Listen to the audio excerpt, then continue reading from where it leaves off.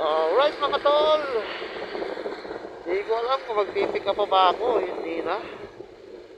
So, tapos tayo mag-deliver dito sa Tansa. Double booking. Yung isa doon sa Barangay Bukal. At dito sa may ano sa division? Kalimutan ko basta dito. Kapit din dito, no? South Crest pa to.